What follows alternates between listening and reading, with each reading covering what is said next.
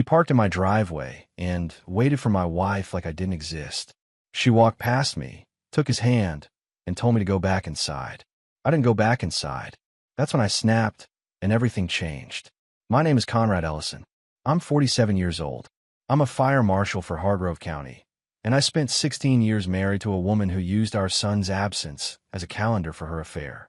I didn't know any of that on the night. It all blew up. That Friday in October, I came home from a 12-hour shift smelling like smoke and paperwork. I was hungry. I was tired. The last thing I expected when I pulled into the driveway was to find a black Audi parked halfway across my lawn like it belonged there. I didn't recognize the car. I sat in my truck for a moment, engine idling, trying to place it. Then the front door opened, and Colette walked out. She was wearing a dress I hadn't seen before. Deep burgundy fitted. Her hair was done. Her makeup was perfect, and she moved with an energy I hadn't seen directed at me in years. She didn't notice me right away. She was looking toward the Audi, smiling, already somewhere else in her mind. I stepped out of the truck. She stopped when she saw me. A flicker of something crossed her face. Not guilt, not quite. More like irritation. "Conrad," she said, "you're home early." "It's 6:30, I replied. "Same time I'm always home." The driver's door of the Audi opened, and a man climbed out. Mid-40s, good-looking in a practiced sort of way, dressed like he'd just come from a wine tasting. He stood at the edge of my driveway with his hands in his jacket pockets like he owned the place. He didn't flinch when he saw me, just waited. "Who is that?" I asked, though part of me already knew the answer wasn't going to be something I liked. "His name is Spencer," Colette said, like that answered anything. I walked toward him slowly, not running, not yelling, just walking, the way I do when I'm checking a building I already know is compromised. "You need to leave," I said to him. Quiet, direct. Spencer glanced at Colette, not at me, at her. Like I was a minor inconvenience he was waiting for her to handle. That told me everything. "Conrad, stop." Colette moved between us, which wasn't what I expected. She stepped right past me, walked straight to Spencer, and took his hand. Not a subtle thing, not an accident. She laced her fingers through his and turned to face me with an expression I'd never seen on her before. Calm, almost defiant. "Go back inside," she said. 3 words. Go back inside. Like I was a child being sent to his room. Like this was her driveway, her house, her rules, and I was a guest who'd overstayed his welcome. Something shifted in me right then. Not rage. I've been around enough real emergencies to know rage is useless. What shifted was clarity. The fog I'd been living in for the past couple of years, the distance, the excuses, the late nights she said were work. It all burned off in about 4 seconds. I didn't go back inside. I looked at Spencer. Then I looked at Colette. Then I pulled out my phone, opened my contacts, and called my attorney, Dale Whitmore, right there in the driveway while she watched. It rang twice. "Dale," I said when he picked up. "It's Conrad. I need to meet with you first thing Monday. It's time." Colette's expression changed then. The defiance slipped just a little. I ended the call, walked past both of them, and went into my house. I locked the door behind me. Then I sat down at the kitchen table, opened my laptop, and started pulling up our joint bank accounts. Because I was a fire marshal, and my job was finding what was about to go wrong before it became a disaster. I was done being late to the scene. I didn't sleep that night. Not really. I sat at the kitchen table until past midnight with my laptop open and a legal pad beside me, going through every joint account we had, checking, savings, the home equity line. I'm not a financial investigator, but I'm methodical. It's what makes me good at my job. You document everything, you follow the evidence, and you don't let what you want to be true get in the way of what actually is. What actually was turned out to be ugly.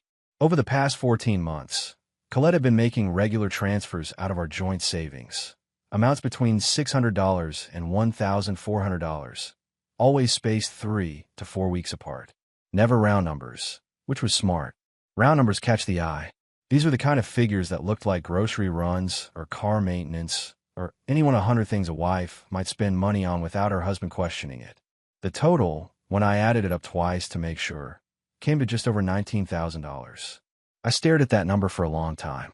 She hadn't gone anywhere with it, at least not anywhere I could see. No big purchases showed up. No hotel charges, no jewelry, no airfare, which meant it was likely going somewhere in cash. or somewhere with a name I wouldn't recognize. I wrote down every transaction date, every amount, and set it aside. Then I opened a new browser tab and found Dale Whitmore's after-hours voicemail. I left him a message laying out the basics, separation, financials, custody, and asked him to call me first thing Monday. Then I did the thing I've been putting off. I called Ridgemont Academy. It was late, so I left a message for the school administrator, a man named Paul Greer I'd spoken with maybe 3 times total since Caden enrolled. I asked him to call me back. I said it was about my son's weekend schedule. He called the next morning at 8:15. The conversation started politely enough. Paul Greer was a careful man, the kind who chooses his words like he's diffusing something. But when I asked him directly how often Caden had been picked up on weekends over the past school year, the pause before he answered lasted just a beat too long. "Mr. Ellison," he said carefully, "Caden is a wonderful student. He's adjusted well." "That's not what I asked," I told him. Another pause. Then, quietly, "Your son has remained on campus most weekends this year. There were several occasions when he requested to go home, and we reached out to Mrs. Ellison. She indicated there were family circumstances that made pickup difficult." I kept my voice steady. "How many weekends?" "Since September. I'd estimate 11 or 12. 11 or 12 weekends." My 14-year-old boy had sat in a dormitory room while his mother told the school she was too busy to get him, and I hadn't known because I assumed she was handling it. I assumed she was his mother. I thanked Paul Greer, hung up, and sat quietly in my truck in the driveway for about 10 minutes. Then I drove to Ridgemont. Not to pull Caden out, not yet, not without a plan, but because I needed to see my son. I signed in at the front office, and they sent someone to get him from his Saturday study hall.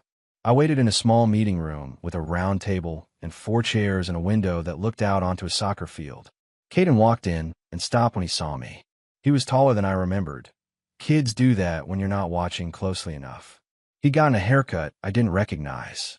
He looked older than 14, and that hit me somewhere I wasn't prepared for. "Dad." He looked confused, then something else moved across his face. Relief, maybe. The kind of kid tries to hide because he doesn't want to seem like he needs it. "What are you doing here?" "Came to see you," I said. "Sit down." He sat. I didn't launch into anything heavy. He was a kid, and whatever was happening between me and Colette wasn't his to carry. We talked for almost an hour. About school, about his friends in the dorm, about a history project he was working on. Normal things. But then, near the end, he went quiet for a moment. He was looking at the table. Then he said, without looking up, "Mom hasn't come in a while." "I know," I said. I kept thinking maybe she was just busy. He shrugged, the way teenagers do when they're trying to act like something doesn't matter when it clearly does. I didn't want to call and make a big deal out of it. I reached across the table and put my hand on his shoulder. "That's not on you," I told him. "None of it." He nodded. Didn't say anything else about it. When I left, I sat in my truck in the school parking lot and pulled up Colette's iPad. She'd linked it to our shared family account years ago, back when we still did things like that. I'd never looked at her messages. Hadn't felt the need to. I felt the need now. It took me about 4 minutes to find what I was looking for. A thread with a contact saved simply as SR. Spencer Rowe, I assumed. The messages went back nearly 2 years. Most of it I skimmed past. But near the beginning of the thread, one exchange stopped me cold. Her message, dated the same week she'd first brought up Ridgemont Academy. "Once he's settled in, we'll finally have real time together. Not just stolen hours." His reply, "Can't wait." I read it twice. Then I photographed every page of that thread, closed the app, and set the iPad face down on the passenger seat. She hadn't put Caden in that school for his future. She'd put him there for her convenience. I drove home slowly, thinking about what came next. Not what I felt. I'd have time to feel things later. Right now, I needed to think. I needed to be the guy who reads the scene before the scene reads him. Monday morning, I was sitting in Dale Whitmore's office when it opened at 8. Dale Whitmore had been practicing family law in Hardrow County for 31 years. He was the kind of attorney who didn't waste your time with sympathy. He listened, he organized, and he told you exactly where you stood. I'd referred 2 colleagues to him over the years when their marriages fell apart. I never thought I'd be sitting across from him myself. I laid everything out in order. The driveway confrontation, the bank records, the school administrator's account of Caden's missed weekends. The messages I'd photographed on Colette's iPad. Dale took notes without interrupting, which was one of the things I appreciated about him. When I finished, he set down his pen and folded his hands on the desk. The financial transfers are significant, he said. 14 months, consistent pattern, no corresponding expenses. That's going to be relevant in the asset division discussion. The school records are potentially even more valuable for custody. That's where I want to focus, I told him. Caden stays with me. Dale nodded slowly. We'll need the school's documentation. I'll request it formally this week. In the meantime, don't move out of the house. Don't make any large financial moves. And don't confront her about the iPad. Let her believe you don't have it. I told him I understood. Then I drove directly from his office to Ridgemont Academy. I hadn't called ahead this time. I pulled into the visitor lot, walked into the front office, signed the log, and asked them to pull Caden from his morning class. Paul Greer himself came out to meet me in the hallway. I got the impression Doris had already briefed him on my call from the weekend. Mr. Ellison, he said, extending his hand. I expected you might come in. I appreciate your honesty on the phone, I told him. I'd like to take my son home for a few days, if that's permitted. Of course. He can take his coursework with him. His teachers can email assignments. They brought Caden down 10 minutes later. He had his backpack half-packed and a look on his face that was equal parts puzzled and hopeful. The look of a kid who didn't want to get excited about something in case it didn't pan out. You taking me home? He asked. Yeah, I said. Come on. We didn't talk much on the drive. I had the radio on low, one of those classic rock stations that plays the same 40 songs in rotation, and Caden stared out the passenger window at the trees going by. About 40 minutes in, he said, without turning his head, Dad, I need to tell you something. Go ahead. He was quiet for another few seconds. Then, last spring, when you were on that job in Millbrook for 3 weeks, Mom had someone at the house. A few times. I saw his car. She told me he was a contractor. Something about the back deck. I kept my eyes on the road. Did you believe her? A beat. No. Why didn't you say anything? You turned to look at me then. Because I thought if I told you, you'd fight. And then one of you would leave. And then He stopped. Look back out the window. I didn't want to be the reason. I pulled off onto the shoulder. Just stopped the truck, engine running, hazards off, on the side of a Tulane County road with trees on both sides. I turned to face him. Caden, look at me. He did. None of this is your fault. Not one single piece of it. You hear me? He nodded. His jaw was tight the way teenage boys hold it when they're trying not to show something. And you are never, not ever, the reason adults make the choices they make. That's not how it works. He nodded again, slower this time. Then he said, quietly, Dad, did she love us? Or was she just waiting for something better? That question sat in the cab of that truck like a stone. I didn't have an easy answer, and I wasn't going to insult him with one. I think she loved us in the beginning, I said finally. And then she got lost somewhere along the way. That's on her, not on you. He didn't say anything after that, but when I pulled back onto the road, he reached over and turned the radio up just a little. That was enough. Back at the house, Colette was gone. Her car wasn't in the driveway, which was fine by me. I got Caden settled in his room, ordered pizza for dinner, and spent the evening watching old action movies with my son on the couch. Normal things. Things I should have had more of. After he went to bed, I sat at the kitchen table and called Kurt Dorsey. Kurt had been my closest friend since we were both rookies at the county fire department, back when neither of us knew what we were doing. He'd retired 2 years ago, bad knee, moved out to a place on Kellerman Lake. He answered on the third ring, and I could hear the television in the background. You sound like something's on fire, he said. In a manner of speaking, I told him. I gave him the short version. He listened without interrupting, which wasn't typical for Kurt. He was usually a talker. When I finished, he said, Conrad, I'm going to say something, and I need you to hear it straight. Go ahead. I saw Spencer Rowe at the 4th of July thing at the Hendersons last summer. He and Colette were talking, long enough that I noticed. I didn't say anything because I didn't want to be wrong. I should have said something. I stared at the ceiling. Yeah, you should have. I know. A pause. What do you need from me? Right now? Nothing. But I may need a character witness down the road. Done, he said. No hesitation. Whatever you need. I thanked him and hung up. Then I checked on Caden one more time. He was asleep, one arm hanging off the side of the bed the way he'd always slept since he was small. I stood in the doorway for a moment. He'd carried that secret for the better part of a year, all by himself, trying to protect the family. 14 years old. I closed his door quietly and went back to work. 2 days after Caden came home, Colette returned. She came through the front door on a Tuesday evening with 2 grocery bags and an expression designed to project normalcy, like the scene in the driveway hadn't happened, like everything was simply paused and waiting for her to resume it. She stopped when she saw Caden at the kitchen table doing homework, and something shifted behind her eyes. "You're home," she said to him. "Dad picked me up," Caden replied, not looking up from his work. She looked at me. I was standing at the counter with a cup of coffee, watching her process it. "We should talk," she said. "We should," I agreed. "Caden, go finish that in your room for a bit, would you?" He gathered his books without argument and disappeared down the hallway. Colette set the grocery bags on the counter and turned to face me. She had her composure arranged carefully. I'd seen her do this in arguments before, building the wall before the first word was fired. "I want to explain," she started. "I'm going to stop you there," I said calmly. "I'm not interested in an explanation. I'm interested in an agreement." She blinked. An agreement. Simple terms. No fighting in front of Caden. No disruption to his routine while this gets sorted out. "And I'd like you to talk to Dale Whitmore's office this week about scheduling." Her composure slipped just enough. "You already called a lawyer." "First thing Monday," I confirmed. "Dale Whitmore. You've met him. He spoke at the county safety dinner 2 years ago." She was quiet for a moment, recalculating. Then she said, carefully, "Conrad, I think if we just sat down and talked about this like adults, we could.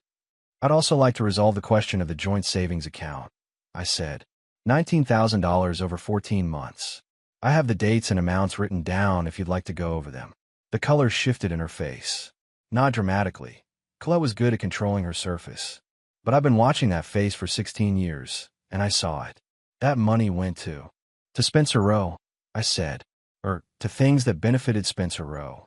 That's what my attorney believes, and based on what I've found, I'm inclined to agree with him. She set her hands flat on the counter.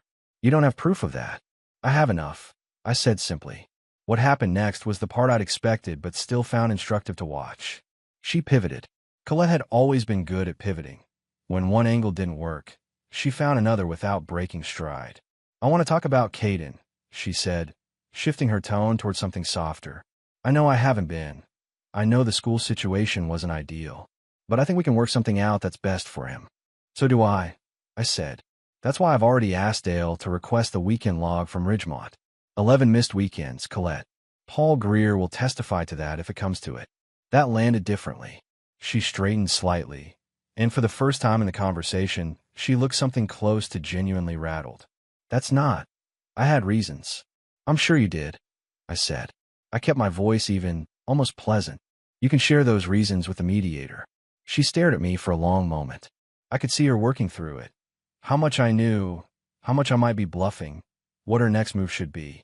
This was the version of Colette I'd underestimated for too long. Sharp, strategic, always running 3 steps ahead. The difference now was that I was running ahead too. "I'd like you to stay in the guest room for now," I said, "until we have something formal in place. I think that's better for Caden than one of us moving out." She picked up her purse from the counter. "I need to make a call." "Of course," I said. She went upstairs. I heard her bedroom door close. Our bedroom, I supposed, until it wasn't anymore. Then I heard her voice through the ceiling, low and tense, which meant she was calling her attorney. Her attorney was a woman named Kristen Farlow. What Colette didn't know yet, what would come out in the first formal exchange between counsel, was that Kristen Farlow had known about the affair. She had provided Colette with an alibi on at least 2 documented occasions, telling mutual friends that Colette had been with her on evenings when she'd actually been with Spencer. That was a conflict of interest. Dale had already identified it. He was waiting for the right moment to surface it. I refilled my coffee, knocked on Caden's door, and asked if he wanted to watch something after dinner. He did. We watched 2 episodes of an old survival show he'd gotten into, and he fell asleep on the couch before the second one ended. I turned the television off and sat in the quiet. The trap had been set. Colette had walked into it, and I hadn't raised my voice once. Kurt Dorsey drove out from Kellerman Lake on a Thursday afternoon. He showed up unannounced, which was typical of him. Kurt operated on his own schedule and had for as long as I'd known him. He knocked twice, walked in when I opened the door, and headed straight for the kitchen like he'd been there yesterday instead of 4 months ago. "Got any real coffee?" he asked, opening the cabinet above the machine.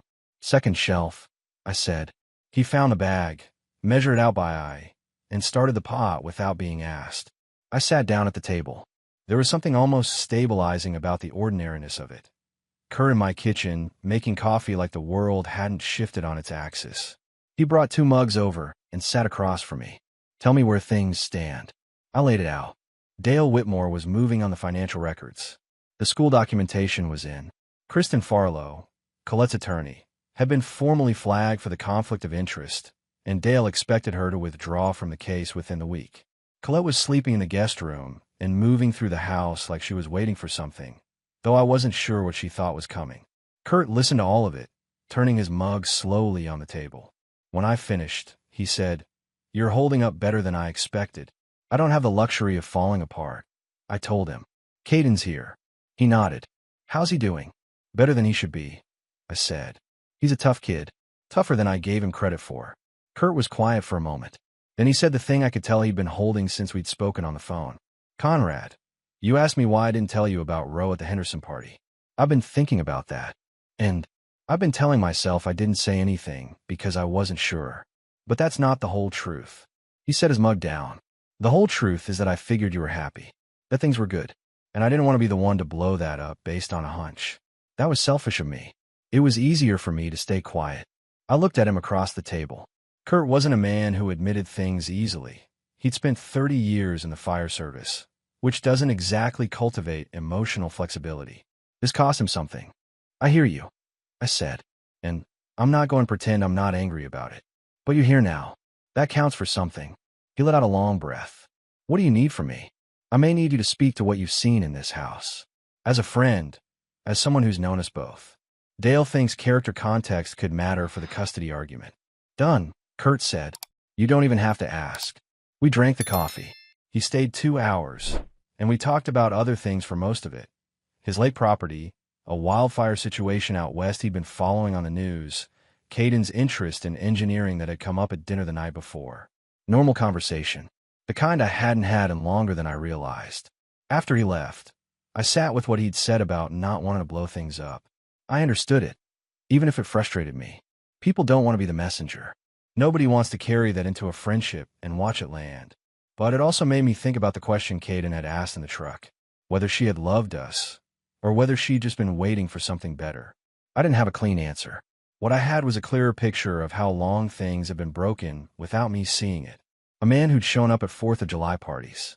A pattern of transfers that went back 14 months. Weekends when my son sat in a dormitory because his mother had better things to do. At some point that evening, Colette came downstairs. She stood in the kitchen doorway for a moment, watching me read through documents at the table. "Is Caden asleep?" she asked. "About an hour ago," I said. She came in and poured herself a glass of water, stood at the counter with her back partly to me. Then she said, quietly, "I know you're not going to believe this, but I didn't plan for it to get here." I kept my eyes on the papers in front of me. "Where did you plan for it to get?" Silence. "You put our son in a boarding school so you'd have more time with another man," I said. Not loud, not heated, just factual. "That was a plan, Colette. It just didn't end the way you expected." She didn't respond. She finished her water, set the glass in the sink, and went back upstairs. I sat there another hour, going through documents, waiting for nothing in particular. The house was quiet. Caden was asleep down the hall. I thought about what I told Kurt, that I didn't have the luxury of falling apart. That was true. But it was also true that somewhere under the discipline and the documentation and the legal strategy, there was a man who had loved his wife for 16 years and was only now understanding that the person he'd loved had been gone for a long time without telling him. I let that sit for exactly 60 seconds. Then I turned the page and kept working. The first custody hearing was scheduled for a Tuesday in November, 6 weeks after Dale Whitmore had filed the initial petition. The courtroom was small and functional, the kind of room designed to handle the wreckage of families without any decoration to soften it. Judge Patricia Odom presided, and from the moment she walked in, it was clear she was not interested in drama. Colette arrived with her new attorney, a man named Gary Flemish who'd taken the case after Kristen Farlow withdrew. Flemish was younger than Dale, polished, with an expensive suit and the slightly impatient energy of someone who expected to win. He opened by establishing Colette as the primary caregiver during Caden's early years. Accurate, as far as it went. She had been present, engaged, involved.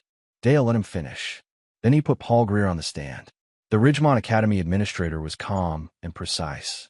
He brought printed records, the school's official weekend log, time-stamped entries for every request, and cancellation going back to the beginning of the school year. He confirmed that Caden had been left on Campus 11 of 14 available weekends since September. He confirmed that on multiple occasions, Caden had asked whether his mother had called. He confirmed that Mrs. Ellison's responses to school outreach had cited unspecified family circumstances. Flemish cross-examined efficiently, trying to establish that the missed weekends were isolated and not indicative of a pattern. Paul Greer answered each question the same way, by referring to the printed record. Numbers don't editorialize. Then Dale called me. I've been in enough official proceedings in my career, fire investigations, liability hearings, code enforcement cases, to know how to sit in a witness chair. You answer what's asked. You don't volunteer. You stay level. Dale walked me through the sequence of events. The driveway confrontation, the call to Ridgemont, the discovery of the financial transfers, the visit to recover Caden, the conversation with my son in the truck. I answered in plain language, the way I'd write an incident report. When Flemish took over, he tried a different angle. Mr. Ellison, he said, isn't it true that your work schedule as a county fire marshal frequently takes you away from home for extended hours? My schedule is consistent and predictable, I said. I've been home by 7 most evenings for the past 11 years. My son's school records reflect no absences, no disciplinary issues, and consistent parental engagement on my part. And yet you chose to enroll him in a boarding school. My wife chose to enroll him in a boarding school, I said. I had reservations. I deferred to her. I won't make that mistake again. Flemish paused. He'd expected either defensiveness or deflection. I'd given him neither.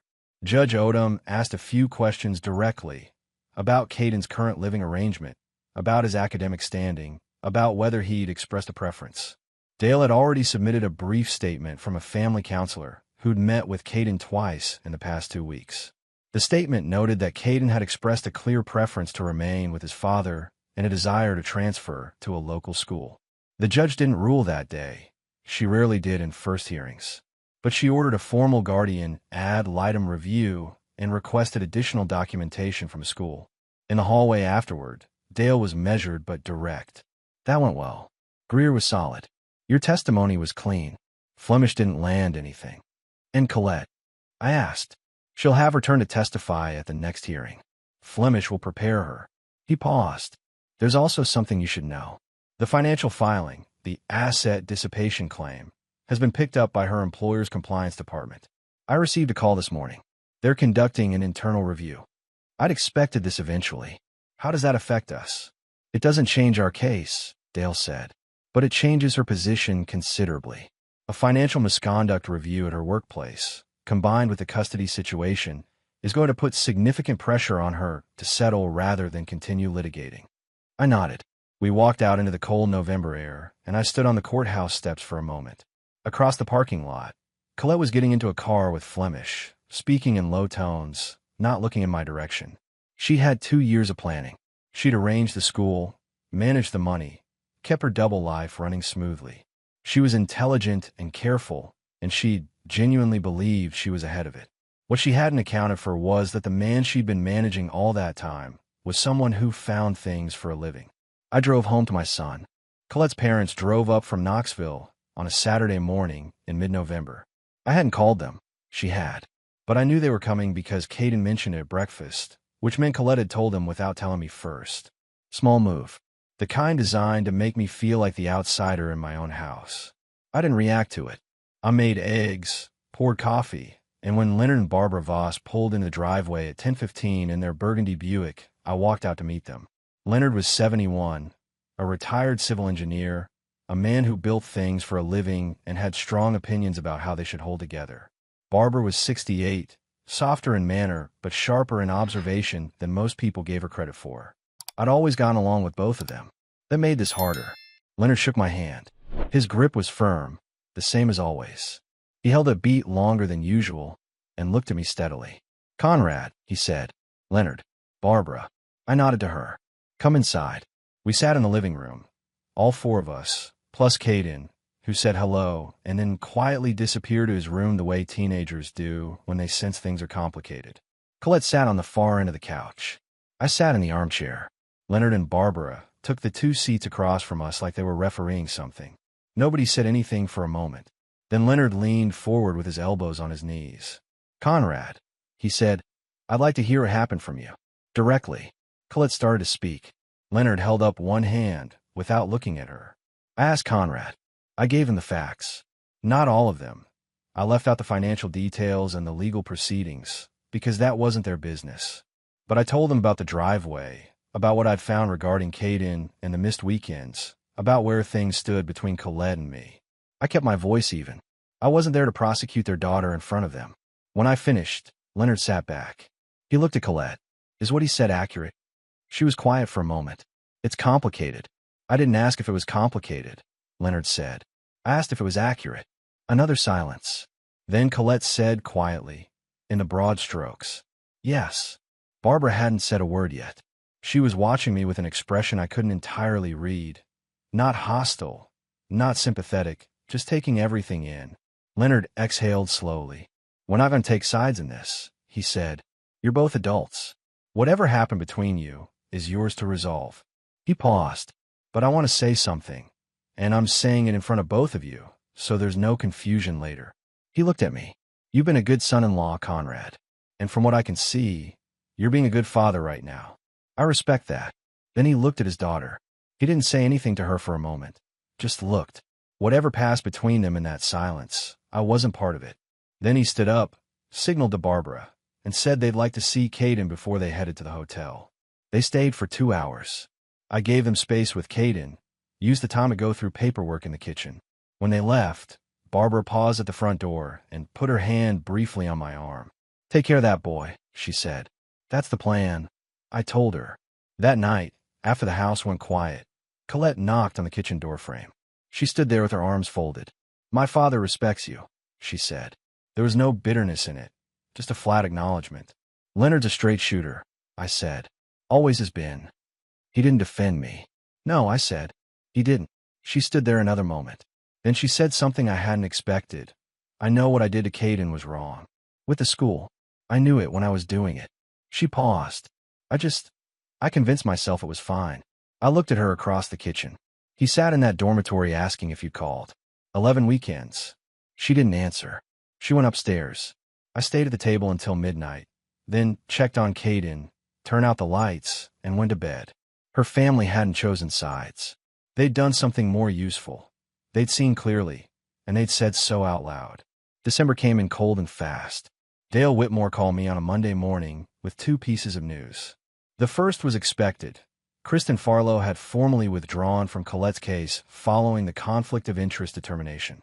Gary Flemish was now handling everything, which meant Colette had lost her inside advantage, the friend who knew the story from both sides and could help her shape the narrative. Flemish was competent, but he was working without context. The second piece of news was less expected. Spencer Rowe, Dale said, has ended contact with your wife. I leaned back in my chair. Based on what we're hearing through the financial picture, the transfers stopped approximately 3 weeks ago. Our investigator also confirmed he's no longer reachable at the number she'd been using to contact him. She know why. She may not know the full reason yet, Dale said carefully, but I'd expect she'll find out shortly. She found out on a Wednesday. I didn't witness it directly, but I heard it, Colette in the guest room, voice low and controlled at first, then with an edge that came through the wall. A phone call that lasted 11 minutes. When it ended, the house went completely silent for a long time. I gave her space. I wasn't interested in rubbing anything in. I had bigger things to manage. But 2 weeks later, Kirk called me. He'd heard something through a mutual acquaintance from the old County Fire Network. People talk in small circles, and Spencer Rowe had apparently moved on with considerable speed. He was seeing someone new. A woman named Deborah Hale, married, living out in Stanton County, a peripheral acquaintance of Colette's from a charity event 2 years back. I sat with that information for a day before deciding what to do with it, which was nothing. It wasn't my battle.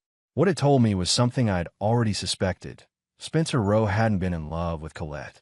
He'd been in the habit of her. And when the habit became inconvenient, he found a new one. Colette found out about Deborah Hale on her own, through the same social channels that carry everything eventually. I was in the garage changing the oil on my truck when she appeared in the doorway. She stood there for a moment without speaking. "Did you know?" she asked finally. "About the new woman?" I glanced up. "I heard something. About 2 weeks ago. And you didn't tell me." "Colette," I said carefully, "you haven't been my responsibility for a while now." She absorbed that. "She's someone I know." "I know," I said. She stood there another moment. I expected anger. At him, at me, at the situation. What came instead was something quieter and harder to watch. Not grief exactly. More like the specific humiliation of realizing you dismantled something real for something that was never going to hold. "He wasn't worth it," she said. Not to me, more to herself. I didn't respond to that. I went back to the oil filter. She left the doorway. I finished the job, cleaned my hands, and stood there in the cold garage for a moment thinking about 16 years. The early ones, when things had been good. The middle ones, when I'd been too busy to notice the slow drift. The last two, when I'd been blind to something that was right in front of me. None of that changed what I needed to do now. Dale's assessment was that Colette's negotiating position had weakened significantly. The financial misconduct review at her workplace had expanded, which meant she was under pressure from two directions simultaneously. He expected her to move towards settlement before the next court date. She did. Her attorney contacted Dale's office on a Thursday afternoon and requested a settlement conference. I told Dale to set it up. I wasn't going to fight for the sake of fighting, but I was going to walk out of that conference with my son, my finances intact, and my life pointed in a direction I'd chosen. Spencer Rowe had walked away first. That was the best thing he'd ever done for me, even if he'd done it entirely for himself. The settlement came together in the second week of January. Dale had predicted Colette would move quickly once the workplace review expanded, and he was right. The financial misconduct inquiry at her firm hadn't cost her the job. Not yet, but it had cost her leverage, credibility, and any remaining appetite for a prolonged court fight. She got the car, her retirement account, and a portion of the joint savings. I got the house, primary custody of Caden, and the return of $14,200 from the disputed transfers. The remainder was deemed too difficult to trace without a formal forensic audit that would have cost both of us more than it was worth. Dale called it a solid outcome. I called it the starting line. Colette moved out on a Saturday. She had help, 2 women I didn't recognize, and a rental truck. I took Caden to the hardware store that morning, then to lunch, then to a sporting goods store where he'd been eyeing a particular jacket for 2 months. We came home in the early afternoon to a house that felt different, lighter somehow, like a pressure system had finally moved through. Caden stood in the front hallway and looked around. He didn't say anything for a moment. Then he said, "Is it always going to be just us?" For a while, I told him, "That okay?" He thought about it seriously, the way he considered most things. "Yeah," he said, "I think so." We spent the rest of the day rearranging. He wanted his desk by the window instead of against the wall. We moved a bookshelf from a spare room into his. I ordered pizza for the 3rd time that month, and we ate it standing at the kitchen counter, talking about whether he wanted to finish the semester at Ridgemont or transfer to Franklin High in February. He chose Franklin High.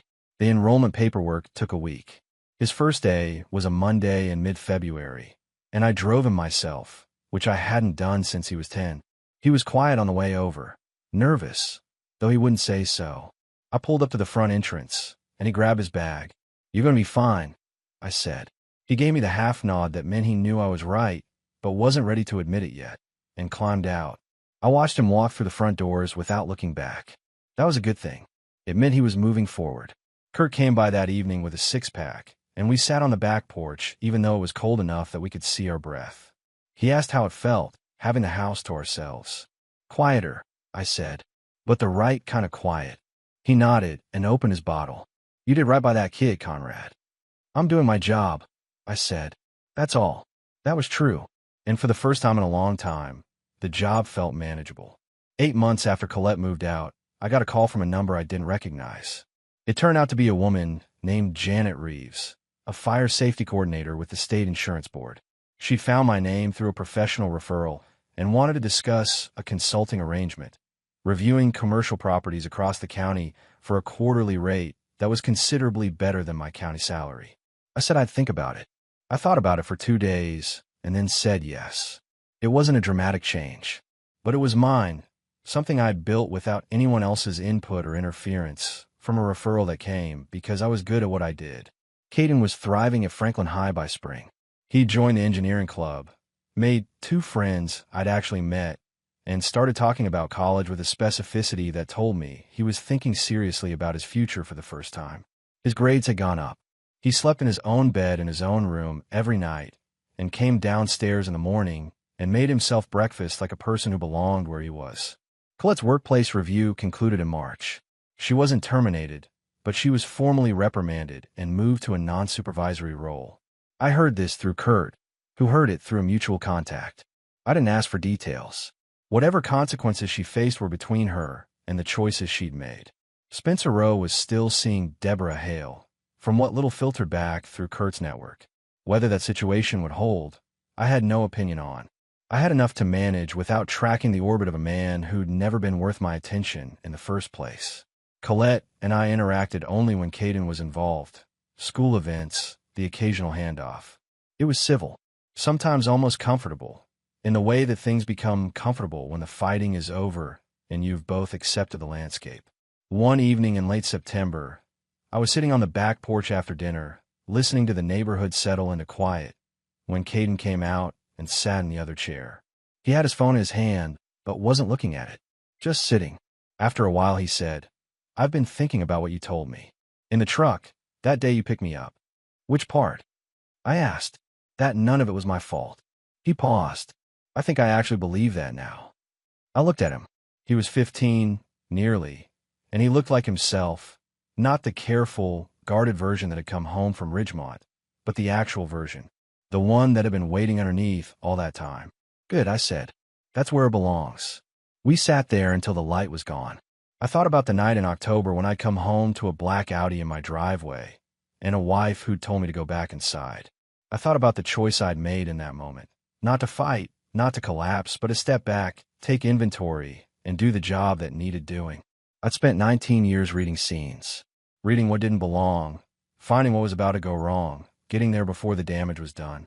I'd been late to this one, but I'd gotten there. And sitting on that porch with my son beside me, watching the last light leave the sky, I knew with certainty that what I'd kept from the wreckage was the only thing that had ever really mattered.